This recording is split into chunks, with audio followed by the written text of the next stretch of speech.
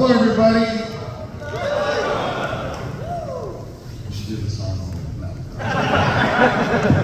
Cheers for all you guys. All right, so I'm just gonna yell because I feel like this room is intimate enough where everybody can participate. But Power Rangers has been on, your guys' season was on 25 years ago. I don't want to age anybody, but that's a quite accomplishment. Not only has Power Rangers been on, I mean, it was almost on over 30 consecutive years. But taking it back 25 years ago, what was the first initial reaction when you all got casted for the role of Power Rangers Lightspeed Rescue? We'll start with you. Well, I went into audition and I thought, okay, I can't sound like Grab the this. mic and pass it down. I went into audition. No. I went, hello.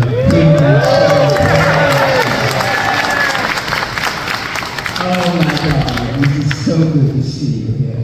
So anyway, as the actress, Diane, I can say I went into audition and I thought they're never going to hire me if I sound like this instead, and I got the role. Commanding you to all clap now.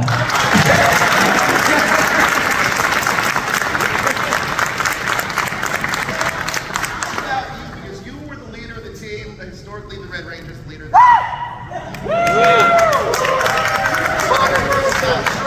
process, and how that went then. So my audition process is a little weird because I should say weird, unconventional in many respects because I came in at the 11th hour.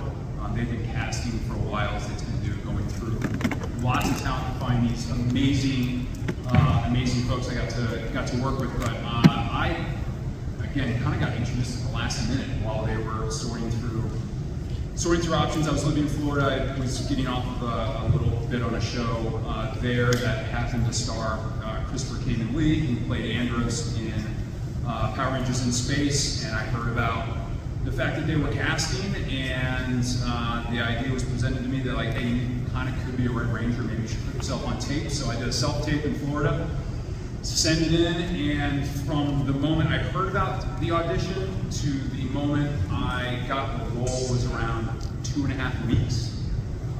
So I was living in Florida at the time and found out that I got the role and had to pack up and be back in LA in I think like 5 or 6 days to start training and getting ready for all of that. So for me, it was a really, really fast process, but an amazing journey nevertheless.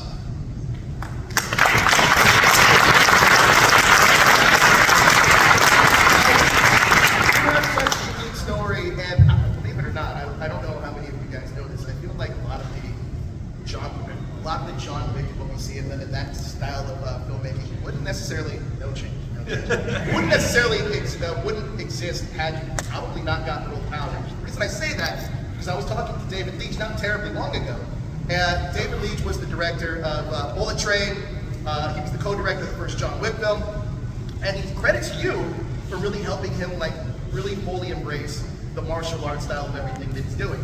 So my question for you is, how much after Power Rangers did you want to continue training and with the stunt side of things and kind of embrace that stuff? How much after Power Rangers did I want to continue? Yeah. I'm a martial artist first, then actor, so martial arts has been my life. And yeah, so it's ongoing. I'm still working with David at 87 North Productions, helping to train his next generation stunt team and bring up new people. Still run a class with my wife now, and just help the next generation of action actors level up their skills as well as stunt professionals, so this way they can go out there and audition for opportunities and do some great work out there instead of stuff. Amazing. Yeah. Amazing. Let's hear from Mike.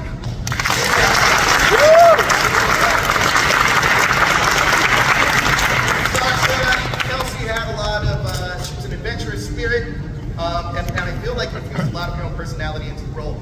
Talk to me about what you wanted to bring to Kelsey that went beyond the page. What I wanted to bring to Kelsey is my, that's a good question. I got to learn my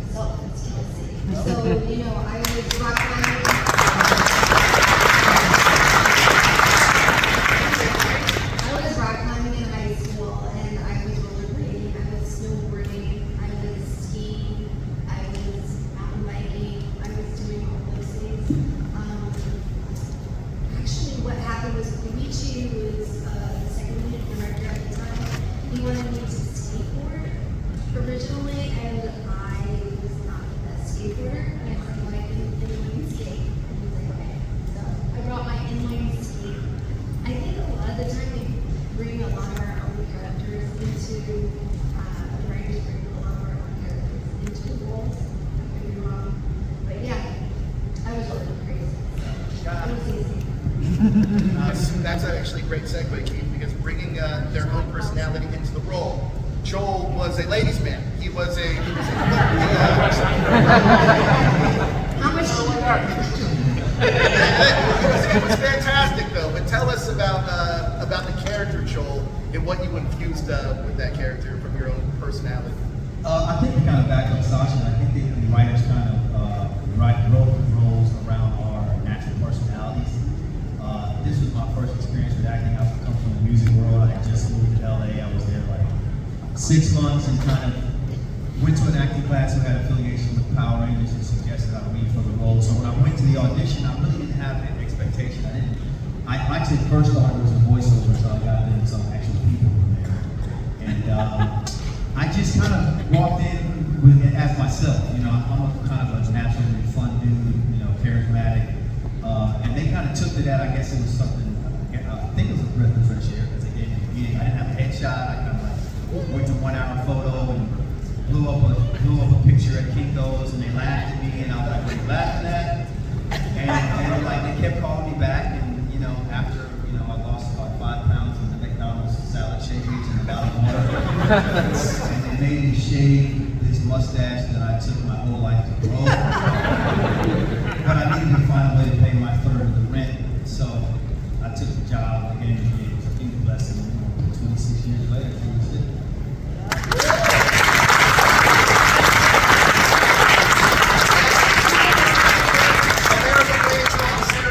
The Sixth Ranger.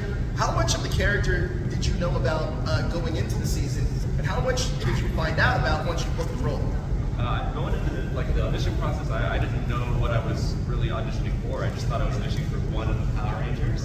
And I remember seeing some of these guys, especially Sean, in the audition process. So I just didn't know where my place was, and luckily I didn't get the part because no one could do it better than Sean over here. So they called me a little bit later on, told me, it says on my record, that I think they had a part that might fit. So it was an exciting call. Incredible. Now, Ron, you were one of the greatest character actors that I've seen. I actually was at an indie clown. You were like one of the dudes that were like one of the carnival guys there, and I was like, dude, I think that's Ron from Power Rangers. But you played Captain Mitchell, and Mitchell is kind of the backbone of this team. He was the one that was really the mentor of the season. Talk to me about how much you knew about Captain Mitchell and about what he would go through with his family on the show.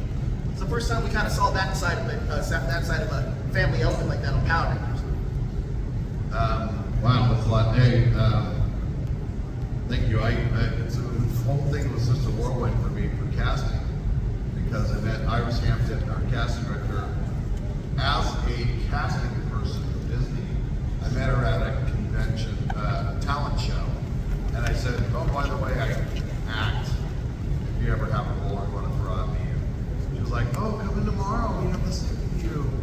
She's the sweetest person, and she talks like you think it's fake, but she really is that person.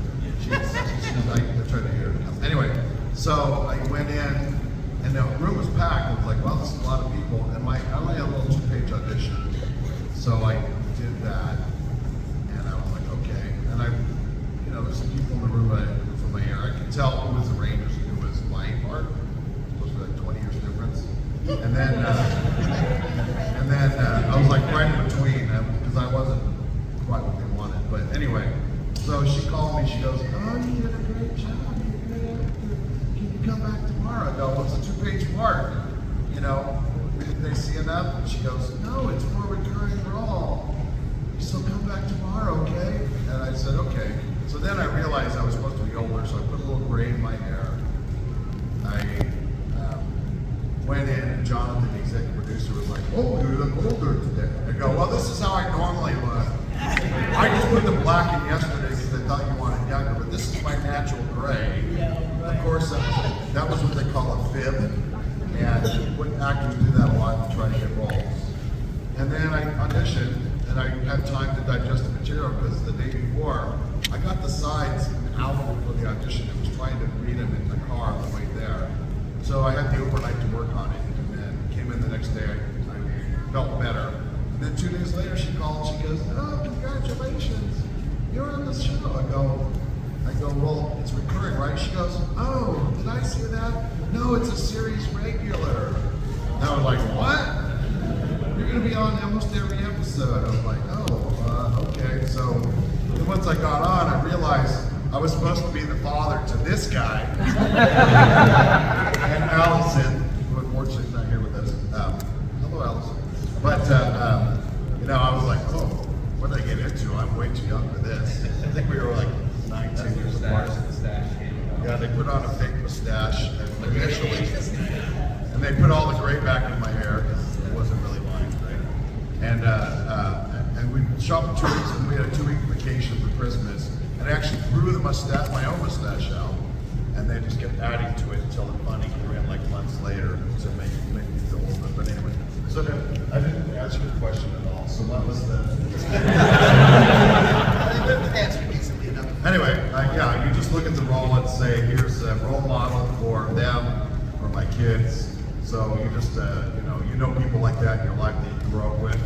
Some of you had said role models from the shows, such as Captain Mitchell was your role model. Thank you for that. It's really hits me every time people say that. So you just try to bring that.